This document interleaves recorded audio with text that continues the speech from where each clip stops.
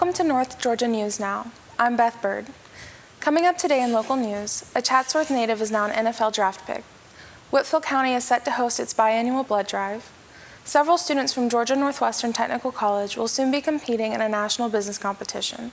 And April is National Child Abuse Prevention Month. We'll hear about how Dalton is participating in awareness. In state news, 2 Georgia residents lost their lives over the weekend in a tragic drowning incident. And early voting has officially opened across the state. Later, Shane Franks will also be here to share the WDNN community calendar. But first, here's your local weather. Today's local weather is brought to you by Built Well Bank.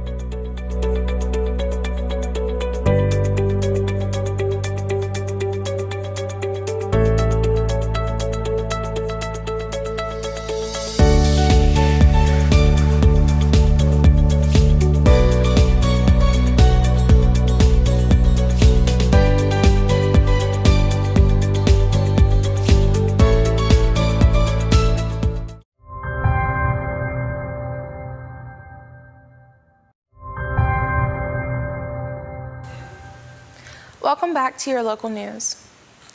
A Chatsworth native has officially joined the Los Angeles Chargers as their newest member. Ladd McConkey, a standout graduate of North Murray and a former Georgia Bulldog wide receiver, has been chosen as the 34th overall pick in the 2024 NFL Draft second round by the Chargers. The team made a strategic move, trading up to secure McConkey's talent from the New England Patriots. McConkey expresses gratitude, stating that it is just a little bit of extra motivation. They want me, they came up and got me, so I'm going to give everything that I have to them and make sure that it is worth it. His addition to the Chargers roster brings promise to complement their rising star quarterback, Justin Herbert. Watching the draft unfold from his hometown, McConkey celebrated with his family as he donned the Chargers' emblematic hat. His selection marks a significant moment for his community, especially for Whitfield and Murray counties, which hadn't seen an NFL draft pick in 4 decades until Jahmyr Gibbs broke the streak in 2023.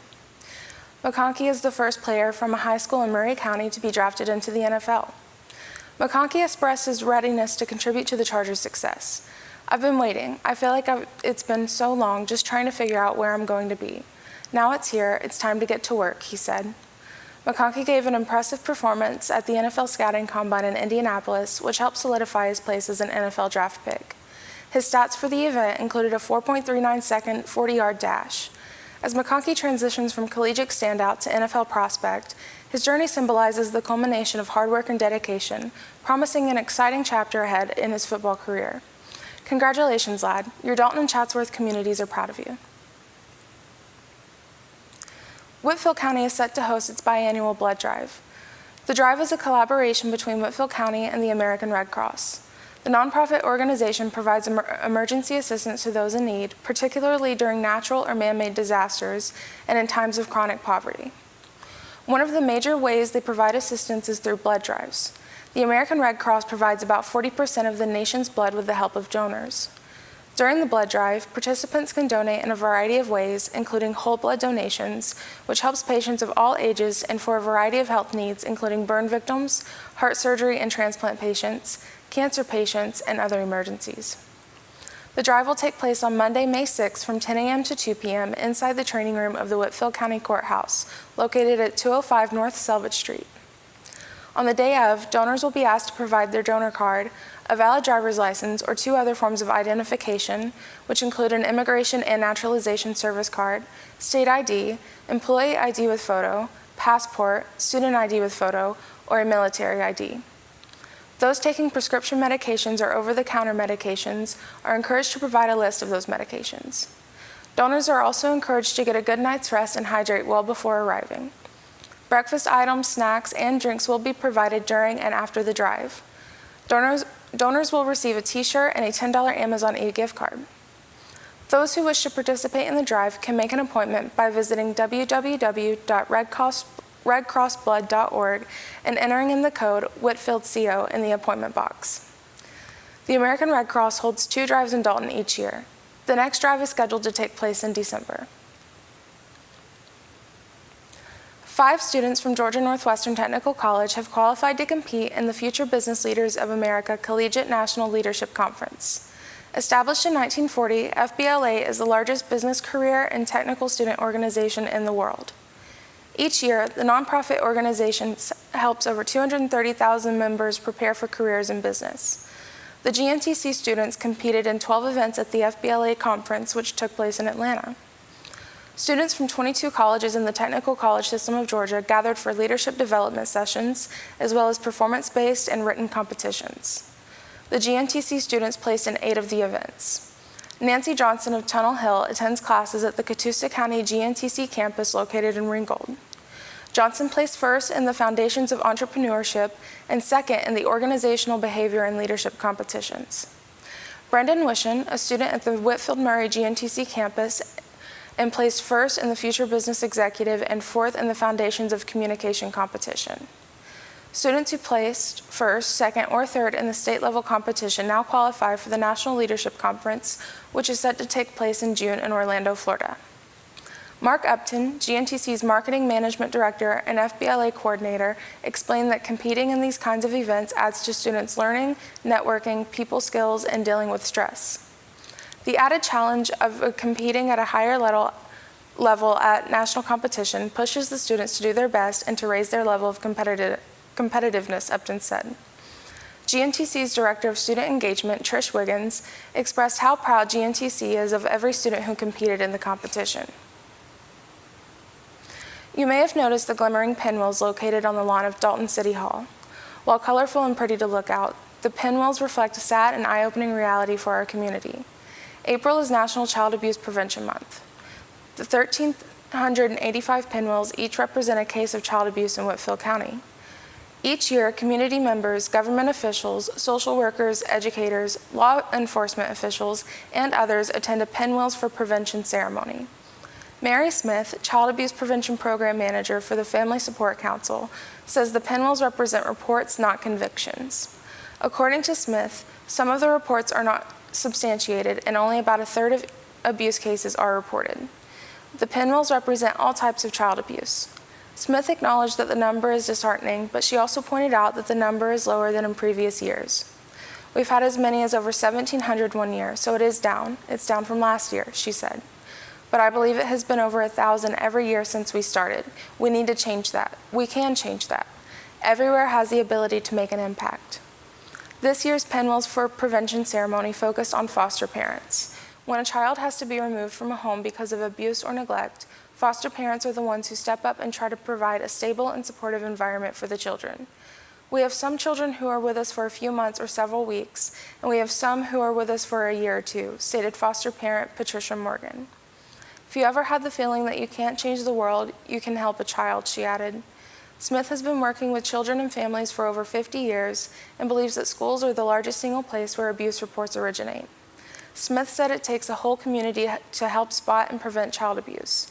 For more information on Pinwheels for Prevention, visit preventchildabuse.org. Families can also access additional information on resources by visiting familysupportcouncil.com. Coming up next is state news, so stay with us.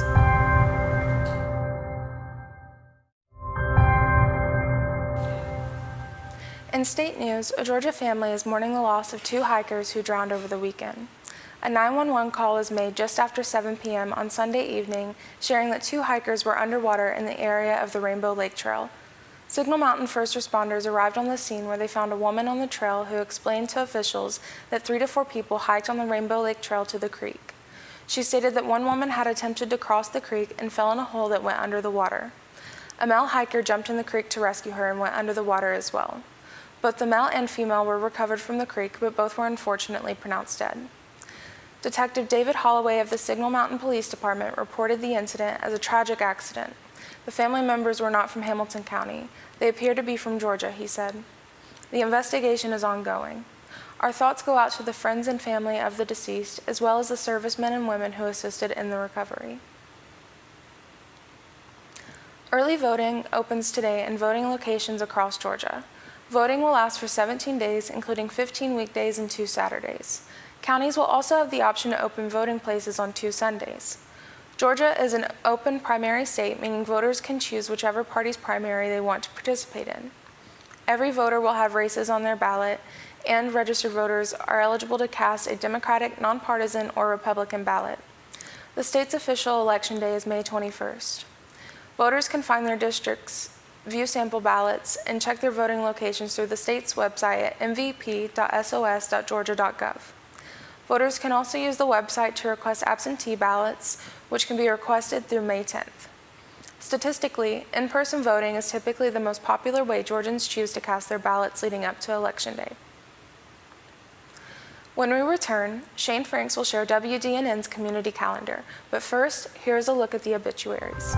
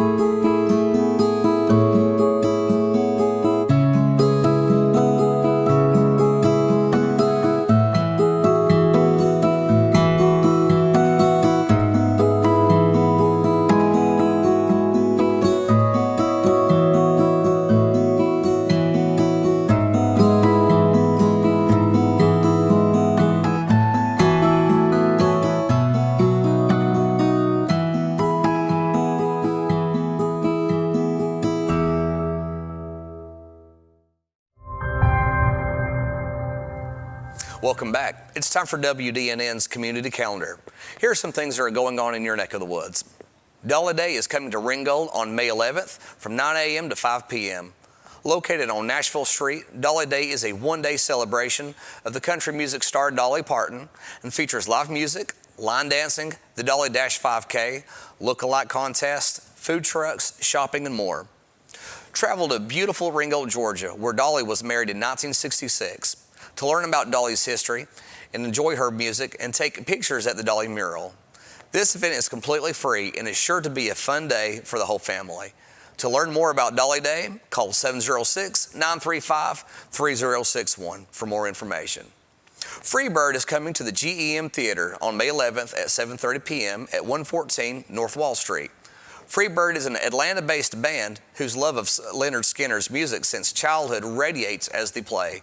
With tickets priced at $30, Freebird brings the audience back to the 1970s with an energetic and full rendition of one of the greatest bands to ever record and tour. Special guest, the Wandering Willows, will also perform Friday night. Known as a Southern band playing Southern rock music and having fun doing it, the Wandering Willows entertain with original songs, crowd favorites, and songs you forgot you even loved. For more information, call 706-625-3132 to learn more. Television and film star Henry Cho will be returning to the GEM Theater stage on Saturday, May 4th at 7:30 p.m., located at 114 North Wall Street. Henry is known for his many appearances on the network sitcoms and late-night talk shows, as well as co-creating, producing, and writing The Henry Cho Show. With tickets priced between $40 and $56, Henry is also a regular performer at the Grand Ole Opry, having appeared on stage over 100 times since 2011, and was recently inducted as the 229th member in 2022. For more information, email info@calhoungmtheater.org to learn more. Free Comic Book Day is coming on May 4th from 11 a.m. to 6 p.m. and is for people of all ages. Located at the Battlegrounds Games and Comics Shop on 2708 Airport Road, the event will have over 36 titles to choose from, and 9 artists/writers will be here for a meet and greet. These include Eisner Award winners Terry Moore and Adam Hughes, Joseph Michael, Lisner and his wife, Christina Deek, Lisner, Lynn Leonard, Jen Leonard, Greg Bo Watson, Adam Sanford, Jason Flowers, and Brian Silverbacks. Autographs will be free on purchased items. 2 personal items may be brought for signing. If you wish to learn more, call 706-259-9704 or email battlegroundsgames@gmail.com today. If you'd like to submit information on your event for North Georgia News Now's community calendar, send an email to info@wdnntv.com. That's it for this edition of North Georgia News Now. Be sure to visit us on Facebook, YouTube, and Instagram. And as always, thank you so much for watching. God bless.